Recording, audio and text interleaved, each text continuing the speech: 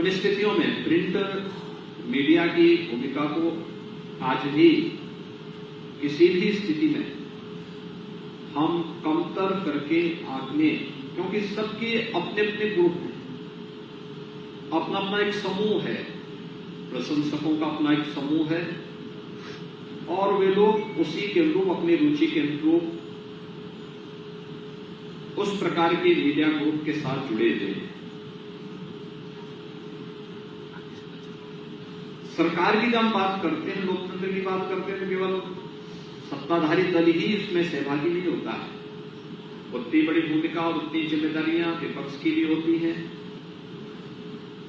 उनको चुनने वाली आम जनमानस की भी होती है और उस पूरी व्यवस्था को सशक्त बनाने के लिए जो योगदान अलग अलग संस्थाओं का होना चाहिए, उसमें न्यायपालिका की अपनी भूमिका है, इसमें मीडिया की अपनी भूमिका है। तो स्वाभाविक रूप से अगर हर एक स्तंभ मजबूत होगा तो लोकतंत्र उतना ही सबल और सशक्त भी होगा। और इस दिशा से 75 वर्ष के अपने कार्यकाल की उपलब्धियों के साथ साथ स्वर्णिम शताब्दी वर्ष की भावी कार्य योजना के साथ अमर उजाला परिवार आगे बढ़ रहा है। इसके लिए मैं उन्हें हृदय से शुभकामनाएं देता हूं। राइजिंग यूपी, और मैं कह सकता हूं राइजिंग ही नहीं, एक शाइनिंग यूपी के रूप में आगे आ चुका है। आपने बदलते हुए उत्तर प्रदेश को देखा होगा पिछले 7 वर्ष के अंदर, जैसे 10 वर्ष के अंदर देश के अंदर परिवर्तन आया है, एक नया भारत देखने को मिल रहा है, एक ऐसा भारत जिसका दुनिया में सम्मान है, एक ऐसा भारत जिसकी सीमाएं सुरक्षित हैं, एक ऐसा भारत जिसकी आंतरिक व्यवस्था पूरी तरह सुरक्षित है। आतंकवाद, नक्सलवाद, उग्रवाद, इस सभी नियंत्रण में सुरक्षा की बेहतर स्थिति है। इंफ्रास्ट्रक्चर के वर्ल्ड क्लास इंफ्रास्ट्रक्चर के रूप में भारत देखा जा रहा है। जन विश्वास सुदृढ़ हुआ है और गरीब कल्याण योजनाओं का लाभ बिना भेदभाव के समाज के हर एक तबके को प्राप्त हो रहा है। व्यक्ति की आजीविका के लिए, युवाओं की आजीविका के लिए भी सरकार के प्रयास और उसकी ईमानदारी पर कोई संदेह नहीं, तो भारत की आस्था को भी सम्मान दिया गया है। यह पहली बार आजादी के बाद भारतवासी महसूस कर रहे हैं और यह संभव हो पाया है एक करिश्माई नेतृत्व प्रधानमंत्री मोदी जी के नेतृत्व में संभव हो पाया है। प्रधानमंत्री मोदी जी के मार्गदर्शन में आज डबल इंजन सरकार का लाभ उत्तर प्रदेश को प्राप्त हो रहा है। यह उत्तर प्रदेश, जिस उत्तर प्रदेश के बारे में लोगों के मन में बहुत सारी धारणाएं थी, आज उत्तर प्रदेश में भी बदले हुए हालात में आप सब महसूस कर सकते हैं किस प्रकार की स्थितियां उत्तर प्रदेश में है। ये उत्तर प्रदेश जहां पे एवरेज वर्ष भर में 300 साढ़े 300 दंगे होते थे, 365 दिन में से आधे समय तो कर्फ्यू में व्यतीत होता था। जिस उत्तर प्रदेश में न व्यक्ति सुरक्षित है न निवेश सुरक्षित है, इस उत्तर प्रदेश में जब व्यक्ति ही सुरक्षित नहीं तो पूंजी कहां से सुरक्षित रहने वाली है। युवाओं के भविष्य के साथ खिलवाड़ हो रहा था। वही उत्तर प्रदेश है जहां आस्था का अनादर होता था और जहां पे शिक्षा से लेकर के स्वास्थ्य की सभी संभावनाएं लगातार रूप दूषित होती हुई दिखाई दे रही है। आज उस उत्तर प्रदेश के बदले हुए स्वरूप को आप देख सकते हैं। आज युवाओं के हाथ में तमंचा नहीं बल्कि टैबलेट आप देख सकते हैं। उत्तर प्रदेश का युवा आज टैबलेट के साथ आपको एक नई कार्य संस्कृति के रूप में देखने को मिलेगा। आज सड़कों पर रंगदारी नहीं बल्कि स्ट्रीट वेंडर के लिए पीएम स्वनिधि की योजनाएं हैं। जो उसके आर्थिक स्वावलंबन का मार्ग प्रशस्त कर रही है। आज उत्तर प्रदेश में कर्फ्यू नहीं बल्कि धूम धड़ाके के साथ कावड़ यात्राएं निकलती हैं। आज उत्तर प्रदेश में दंगा नहीं बल्कि युवाओं के स्वयं के शारीरिक रूप से उन्हें सुदृढ़ बनाने के लिए दंगल के आयोजन होते हैं, जिसके माध्यम से वह खेलकूद की गतिविधियों को आगे बढ़ाने का कार्य कर रहा है। और उत्तर प्रदेश ने पिछले 7 वर्ष के अंदर जो कुछ भी अर्जित किया है, अपनी जीडीपी को दुगना से अधिक करने में सफलता प्राप्त की, प्रति व्यक्ति आय को दुगना करने में सफलता प्राप्त की। जो उत्तर प्रदेश देश के विकास का एक ब्रेकर माना जाता था, आज वह देश की $5 ट्रिलियन की इकोनॉमी बनने के लिए ब्रेक थ्रू के रूप में उत्तर प्रदेश को जाना जाता है। ये सब कुछ प्रदेश वही, लोग वही, सब कुछ वही है, बदली है कार्य संस्कृति। और उस बदली हुई कार्य संस्कृति में उत्तर प्रदेश आज देश के अंदर हर एक क्षेत्र में एक मॉडल के रूप में जाना जा रहा है। अभी आपने देखा होगा उत्तर प्रदेश में पहले निवेश नहीं होता था, और जो था भी वह भी समेट करके भाग रहे थे। आज आप देख रहे होंगे अभी 19 फरवरी को आदरणीय प्रधानमंत्री जी का इसी प्रदेश की राजधानी लखनऊ में आगमन हुआ। मुझे याद है जब पहला ग्राउंड ब्रेकिंग सेरेमनी के आयोजन की बात यहां उत्तर प्रदेश के अंदर हुई थी, उससे पहले हम लोगों ने इन्वेस्टर समिट के आयोजन की बात की थी। तो उस समय के हमारे जो औद्योगिक विकास के मंत्री थे वह और उस समय के औद्योगिक विकास के जो आयुक्त थे, दोनों मेरे पास आए कि दोनों आज भी महत्वपूर्ण पदों पर हैं, अलग अलग स्थानों पर। एक हमारे प्रदेश के स्पीकर हैं, एक चुनाव आयुक्त के रूप में अपनी सेवाएं देश को दे रहे हैं। ये दोनों मेरे पास आए। मैंने कहा उत्तर प्रदेश में हम नौजवानों को नौकरी तो देंगे, लेकिन हमें निवेश को भी आमंत्रित करना चाहिए। विकास की गति को अगर यहाँ के स्केल और स्किल के साथ हमें स्पीड भी बढ़ानी है तो इसमें चीजें आवश्यक है। उस समय उन्होंने कहा कि साहब हाँ ये होना चाहिए, हम भी चाहते हैं। तो मैंने कहा कोई टारगेट तय किया। उस समय उन्होंने कहा हाँ साहब हम लोग चाहते हैं कि यूपी के अंदर निवेश हो। मैंने कहा टारगेट क्या? उन्होंने कहा 20,000 करोड़। और मैंने कहा नाम क्या है? कहा ग्लोबल इन्वेस्टर समिट। पहले मैंने कहा नाम चेंज कर दो, इसका नाम क्यों इन्वेस्टर समिट रखो, ग्लोबल सब रखा दो। तो सब टारगेट थोड़ा बड़ा रखो। तो उन्होंने कहा कितना? मैंने कहा भी लोअर लिमिट आपकी 2 लाख करोड़ की होनी चाहिए, उसके बाद उससे ऊपर आगे। उन्होंने कहा 2 लाख करोड़? मैंने कहा क्यों? कहे कौन आएगा यूपी में? तो श्री सतीश माना जी हमारे प्रदेश में विधानसभा के स्पीकर हैं।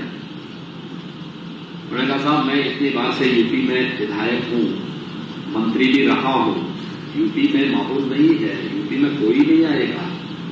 अरे हमने कहा अभी हमारी सरकार को मुश्किल से 6 महीने पहले हमारी सरकार बनी थी।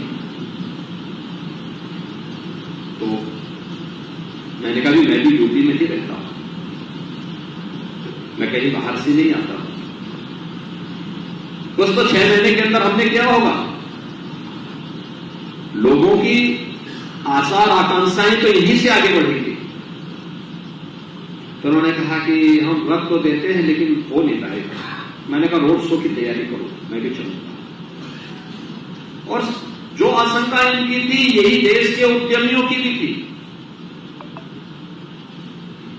जब मैं मुंबई के रोड शो में गया था, जिस भी उद्यमी से बात करूं वो कहे साहब हम तो तय कर चुके हैं यूपी में नहीं जाएंगे। क्यों नहीं जाएंगे? अरे साहब वहां जब व्यक्ति सुरक्षित नहीं तो मुझे कैसे सुरक्षित रहेंगे? मैंने कहा कि अभी भी आपको लगता है क्या ऐसा ही यूपी में है? खैर हमारा पहला इन्वेस्टर समिट अच्छा हो गया, लेकिन पहले ग्राउंड ब्रेकिंग जब हम लोगों ने की थी तो उस ग्राउंड ब्रेकिंग में हमारे पास 61,000 करोड़ रुपए के निवेश प्रस्तावों को हम लोगों को जमीनी धरातल पर करने का अवसर मिला। ये जुलाई 2018 की घटना है। और पिछले 6 वर्ष के अंदर कितना परिवर्तन आया है। जब 19 फरवरी को हम लोगों ने प्रदेश का चौथा ग्राउंड ब्रेकिंग का सेरेमनी आयोजित किया था, तो इस ग्राउंड ब्रेकिंग में हमारे पास 10,24,000 करोड़ रुपए के निवेश के प्रस्ताव का एक साथ प्रधानमंत्री मोदी जी ने शिलान्यास किया।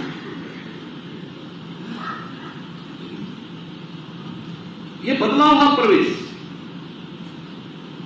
इसमें राइजिंग यूपी ही नहीं बल्कि शाइनिंग यूपी इंफ्रास्ट्रक्चर के रूप में आज जो यूपी के पास है, आपको कहीं नहीं देखने को मिलेगा।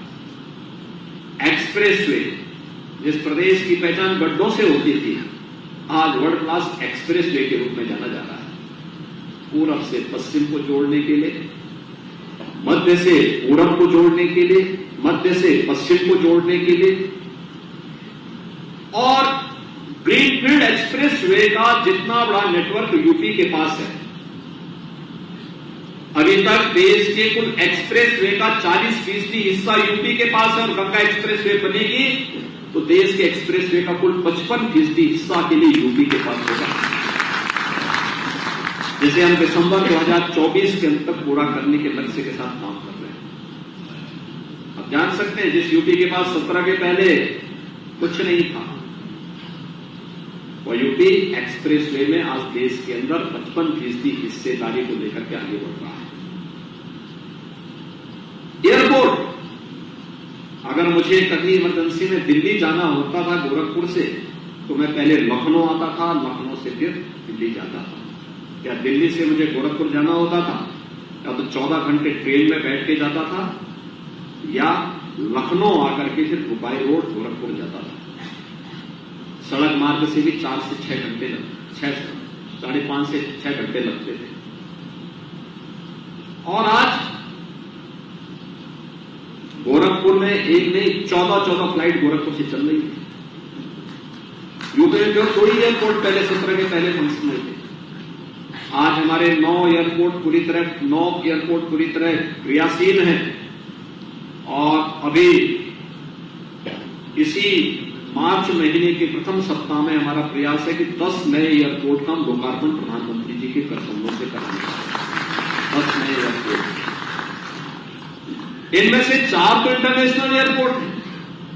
अयोध्या में आपने देखा होगा, अभी महर्षि वाल्मीकि जी के नाम पे प्रधानमंत्री मोदी जी ने 30 दिसंबर को एयरपोर्ट का उद्घाटन किया है।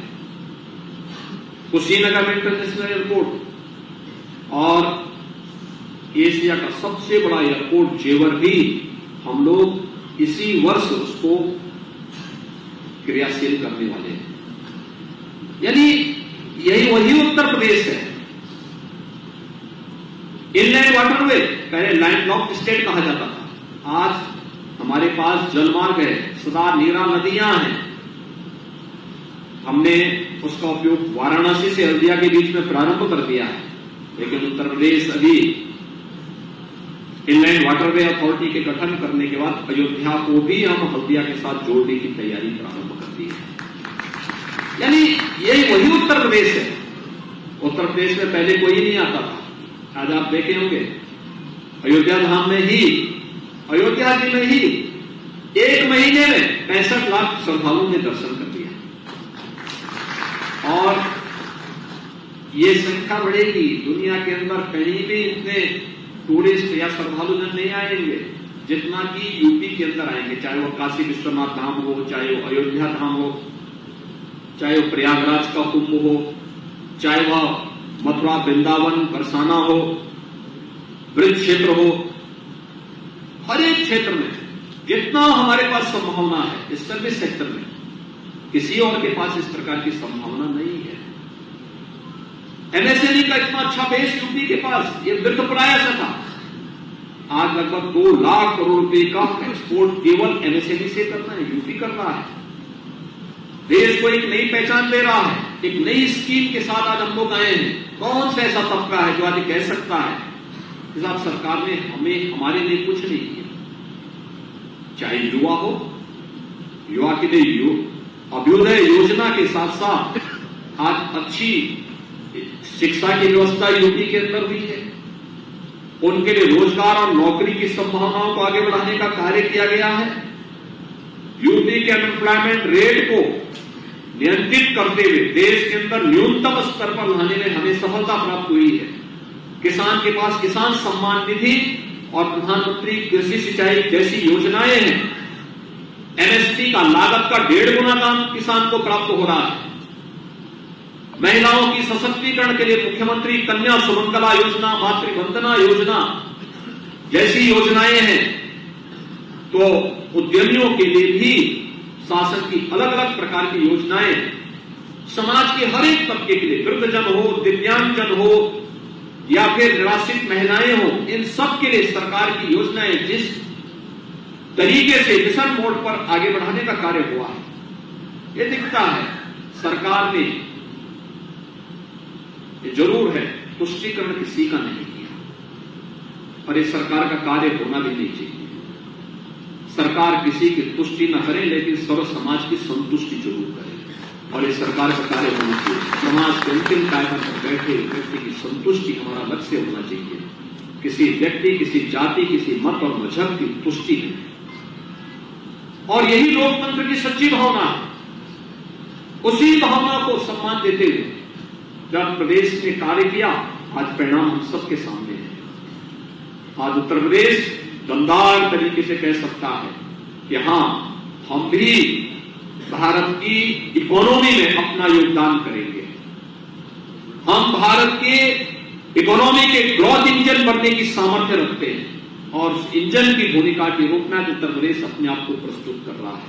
और उसी कारण से आज मैं कह सकता हूं कि अब राइजिंग के साथ साथ शाइनिंग के रूप में सारे दृश्य हम सबके सामने देखने को मिल रहे हैं। पब्लिक की संतुष्टि उसका आधार है, कॉमन मैन की संतुष्टि उसका आधार है। उन्हीं कार्यक्रमों को लेकर के उत्तर प्रदेश आगे बढ़ रहा है और मैं धन्यवाद दूंगा कि आज दिन भर इस पे चर्चा पर चर्चा होगी, खेलों के माध्यम में भी। तो मुझे कार्यक्रम में जाने का अवसर प्राप्त हुआ और मैं कह सकता हूं उत्तर प्रदेश पहला राज्य है, यानी जिसमें हर योजना में यूपी पहले पीछे माना जाता था, आज हर एक योजना में उत्तर प्रदेश नंबर 1 पर और देश का पहला राज्य जिसने खेल नीति बना करके अपने खिलाड़ियों को शासकीय सेवा में अवसर दिया है। आज तो हम राष्ट्रपति अधिकारी डिप्टी एसपी के सीधे नियुक्ति की प्रक्रिया 6 डिप्टी एसपी बन चुके हैं। 6 सदस्य को सीधे नियुक्ति दे रहे हैं। जो गोल्ड मेडल ओलंपिक में, एशियन गेम्स में लेकर जो मेडल लेकर के आए उन्हें सीधे नियुक्ति हमने दी और 500 से अधिक खिलाड़ियों को हम लोगों ने अलग अलग विभागों में एक प्रक्रिया का पालन करते हुए उन्हें नियुक्ति दी है, जिससे उसे एक मंच मिल सके, आगे बढ़ने का एक अवसर मिल सके। 2 करोड़ युवाओं को हम टैबलेट और स्मार्टफोन से तकनीकी दृष्टि से सक्षम बनाने का काम कर रहे हैं। प्रदेश के अंदर युवाओं को किसी भी प्रतियोगी परीक्षा के लिए, अखिल भारतीय स्तर की हो या राज्य स्तर की, इसके लिए अभ्युदय कोचिंग का एक मंच हमने, प्लेटफॉर्म उन्हें उपलब्ध कराया है, जहां के माध्यम से वो ऑनलाइन या फिर वर्चुअली या फिजिकली जाकर के उसकी तैयारी कर सकता है। समाज तकनीक का उपयोग करते हुए प्रत्येक नागरिक के जीवन में व्यापक परिवर्तन करने का कार्य सरकार ने किया है और तेजी के साथ देश की बढ़ती हुई अर्थव्यवस्था, 2017 में जब हम लोग आए थे, देश की 6ठी अर्थव्यवस्था यूपी थी। हर एक मामले में यूपी पीछे था। ईज ऑफ डूइंग बिजनेस में 14वें स्थान पर था। आज UP ease of doing business में देश के अंदर पहले 2 ही वर्ष में हम लोगों ने यूपी को नंबर 2 के स्थान पर पहुंचाया था। आज देश के अंदर अचीवर स्टेट के रूप में यूपी आज देश के अंदर जाना जा रहा है। अर्थव्यवस्था में जो 6ठी अर्थव्यवस्था थी, जनसंख्या में नंबर 1 थे, लेकिन अर्थव्यवस्था में 6ठी थी। आज मैं कह सकता हूं यूपी देश की नंबर 2 की अर्थव्यवस्था है और यूपी की अर्थव्यवस्था आने वाले समय में देश को अपनी भूमिका के साथ आगे बढ़ाने में योगदान अवश्य करेगा। इस दृष्टि से अमर उजाला आगामी 25 वर्ष की अपनी व्यापक कार्य योजना को लेकर के अपने संवाद कार्यक्रम के माध्यम से आया है और मीडिया की विश्वसनीयता उसकी न्यूज से होता है। समय समय पर पब्लिक से मिले हुए व्यूज को भी अगर वह स्थान दे, बहुत अच्छे आर्टिकल आते हैं। समाज के अलग अलग तबके से जुड़े हुए लोग जब अपनी बातों को समाज के सामने प्रस्तुत करते हैं तो समाज का भी मार्गदर्शन होता है। समाज के व्यूज शासन तक पहुंचते हैं, उसको हम सुझाव के रूप में लेते हैं। ऐसा नहीं कि कोई न्यूज है और न्यूज अगर सही है, और ऐसा हो ही नहीं सकता कि कोई संवेदनशील सरकार उसको नजरअंदाज कर दे। सरकार उसका संज्ञान लेती है, और ठीक है प्रोपेगेंडा नहीं होता है, लेकिन उसका संज्ञान जरूर लेती है, लेकिन न्यूज की सत्यता होनी चाहिए। और क्योंकि वह एक माध्यम है समाज की भावनाओं को शासन तक पहुंचाने का। समाज के प्रबुद्ध जनों के व्यूज को अगर समय समय पर मीडिया के माध्यम से प्रस्तुत करते हैं तो वह भी एक डायरेक्शन का काम करता है, सुझाव का काम करता है। बदली हुई परिस्थिति में मीडिया अपनी इस भूमिका के रूप में और मजबूती के साथ कार्य कर सके, और यह संकल्प हमारा होना चाहिए जो प्रधानमंत्री मोदी जी ने हम देशवासियों के सामने दिया है। 2047 जब इस देश की आजादी के 100 वर्ष पूरे होंगे,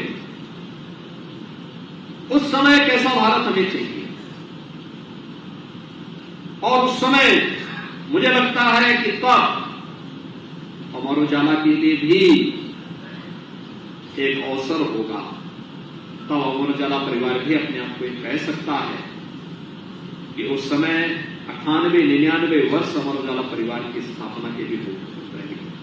उस समय अमर उजाला को इस बात को तय करना चाहिए कि कैसा मीडिया का प्लेटफॉर्म होना चाहिए, क्या क्या चुनौतियां उनके सामने है।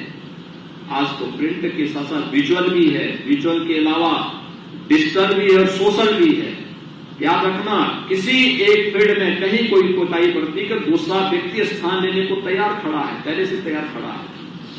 क्योंकि अब तो अलग अलग रुचि के लोगों को हम देखते हैं कि अलग अलग वो है। बहुत सारे लोग ऐसे हैं जो पेपर पढ़े हुए मानते ही नहीं। बहुत सारे लोग ऐसे हैं जिन्होंने वर्षों से टेलीविजन नहीं खोला होगा, क्योंकि आजकल के पास स्मार्टफोन है।